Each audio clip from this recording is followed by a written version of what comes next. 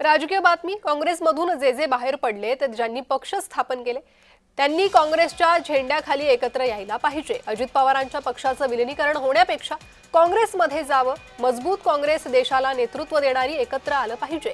खासदार संजय राऊत यांनी हे वक्तव्य केले। त्यांच्या लढाया लढण्यासाठी काँग्रेसची मदत हवी आहे ना। आता काल ममता दीदी सोनिया गांधींना भेटल्या तासभर, त्याच्या आधी त्यांनी राहुलजीशी चर्चा केली। प्रत्येकाला काँग्रेसचं सहकार्य हवं आहे, काँग्रेसमधून बाहेर पडलेल्या पक्षांना किंवा नेत्यांना।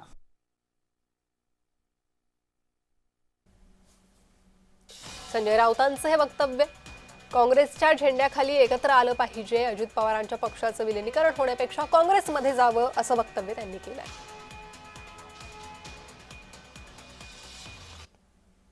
राष्ट्राच्या मुख्य प्रवाहात सामील व्हायला पाहिजे। जसं तेलंगणामध्ये काही काँग्रेसचे घटक वेगळे झाले, त्यानंतर ओरिसामध्ये बिजू जनता दल हे मूळ काँग्रेसवालेच आहेत।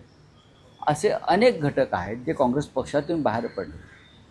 त्या सगळ्यांनी काँग्रेसच्या झेंड्याखाली एकत्र येऊन एक मजबूत काँग्रेस देशाला नेतृत्व देणारी याच्यामध्ये सहभागी व्हावा असं मी माझं मत व्यक्त केलं। देशासमोर एक पर्याय काँग्रेसचा कायम होता, आजही आहे, तर या पद्धतीनं सगळ्यांनी विचार केला पाहिजे असं माझं मत होतं। आणि ते त्या संदर्भात माझ्या माहितीप्रमाणे काँग्रेस पक्षात आणि इतर काही घटक पक्षामध्ये त्या संदर्भात विचार सुरू आहे।